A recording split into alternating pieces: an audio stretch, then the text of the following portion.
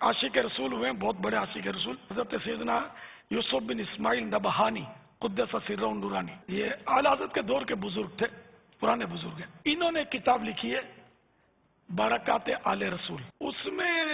بہت پیارا مدنی پھول ارشاد فرمایا کہ جس سید کا حسب نسب ثابت ہو سامنے وہ اپنے، پھر تو جی بھی چاہے گا کہ اس کی تعظیم کی جائے گی، تو واقعی اولاد رسول ہے، یہ پروف ہے اس کے پاس۔ اور جس کا پروف نہ ہو لیکن اس کو لوگ سید کہتے ہو، خود کہتا ہوں میں سید ہوں، تو اس کی تعظیم میں زیادہ ثواب ملے گا، کیونکہ یہاں اس کے پاس یہ ثبوت نہیں ہے، تو نفس جو ہے وہ حرکت میں آئے گا، وہ مطلب ٹالے گا، اور تعظیم کو جی نہیں چاہے گا، پھر بھی دل کو مارے کہ یہ دعویٰ کس کی نسبت کا کر رہا ہے، تو مان لے تعظیم کر، ثواب زیادہ ملے گا۔ کوئی اگر اپنے آپ کو خود جھوٹ بولتا ہے کہ میں سید ہوں،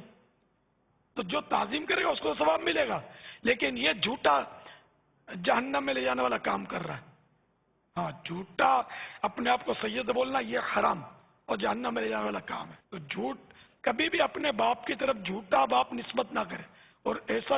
یہ مطلب بے باک ہے کہ سرکار صلی اللہ تعالی علیہ وآلہ وسلم کو معاذ اللہ اپنا باپ کہہ رہا ہے، نانا کہہ رہا ہے کہ میں ان کی اولاد ہوں، نعوذ باللہ من ذالک۔ ہاں، پتہ ہے کہ یہ سید نہیں ہے، جانتے ہی اس کو، اب یہ اس کو مطلب جہاں دیکھا کہ لوگ ہاتھ چومتے ہیں سید ہوں، تو یہ بولتا میں بھی سید ہوں، اور کنفرم معلوم ہو کہ یہ سید نہیں تھا، پہلے بولتا تھا میں سید نہیں ہوں اور اب کہنے لگا کہ سید ہوں، تو وہ الگ بات ہے، اس کی تعظیم بطور سید نہیں کی جائے گی، بلکہ اس کو سمجھایا جائے، نیکی کی دعوت دی جائے کہ ایسا مت کر۔